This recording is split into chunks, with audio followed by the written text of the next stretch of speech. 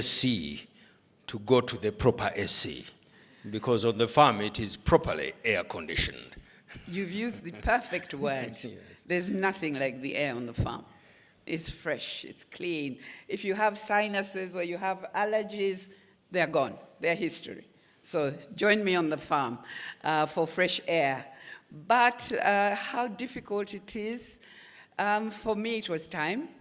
And I came from a long history of farmers. Okay. My grandfather was a farmer, my grandmother, my father was a farmer, and now my brothers are farmers. So for me, it wasn't, yes, I am a medical doctor, I am in business. I also produce Pepsi, and AFCTA is not only about agriculture, but we sell to the surrounding countries. There's Uganda Pepsi in Kenya, in Rwanda, in Burundi, in Congo, and in South Sudan. So already, apart from this being the region, it is now AFCTA that we are targeting. Thank you very much. Give Doc a very big hand clap. I had interest in fish farming, and they told me that snakes might eat my fish. Whilst I've gone to Anchor News Bulletin, so I'm thinking, if you can pray that I get fired, then I can, yes. Lady Harrington, you're into coffee. That is, if I can get this word, is it Injaya or Injire? Ijire. Injire, yes. It means self-reliance in Kinyarwandan. Ijire. Ijire. Yes. If it's a Kinyarwanda word, then it is Ijire. Yes, it is. It Okay. means self-reliance. Oh, self-reliance. Yes. Absolutely. Murakuz. Good. Ziname. Okay.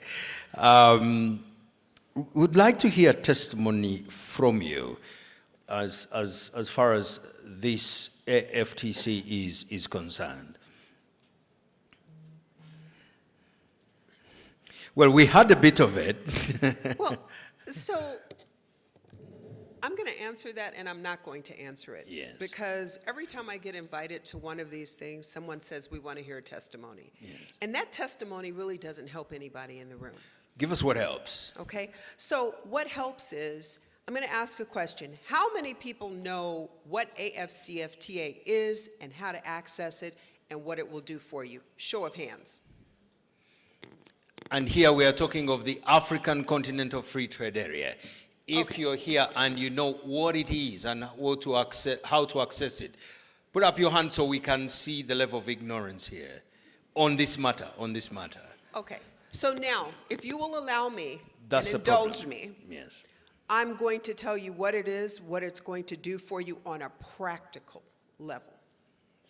So if you have a product, and some of you I've spoken to this morning about products that you have that you're selling in your respective countries, and you're doing a really good job, and your business is good, but you've now decided that you want to export.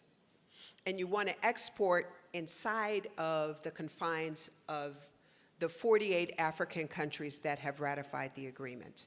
So in other words, you're sitting in Uganda, and there's a young lady here who wants to send shea butter products to Rwanda. We don't grow shea butter, so that's great. But now, when you're looking at your products, you have to say to yourself, do these meet international standards? That's number one. Number two, go to the stores that you would buy whatever type of product you're selling and look at the best quality products that are on the shelf, which are going to probably be from Europe or America, because this is what you're competing against. So when you send products from your country to another country, you have to put in your brain that the consumer that's going into the store is going to be looking at the shiny new thing with a nice label, and automatically the perception is that if it comes from the West, it's better than what's produced here. Make sure that your product, number one, has at least the same quality or not superior. Number two, make sure that the packaging of your product is appealing and that it meets international standards. And then number three, make sure that the labeling on that product meets international standards. And I will tell you why. Because if that product gets to whatever country you're sending it to, and it's missing something on what's called the principal display panel, which is the front panel of that product. Maybe it's missing the weight, maybe it's missing the size, maybe it's missing a photo.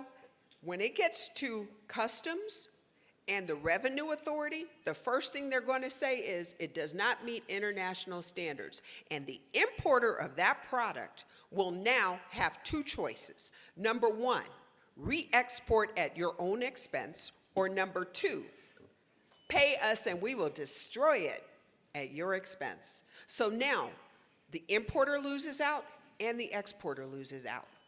So let me get back to what this thing called AFCFTA is. What it does is it allows you to take your product, if you're sitting in Uganda and decide to send it to Rwanda or to Egypt or to whatever, it allows you to send it under what's called a preferential trade agreement.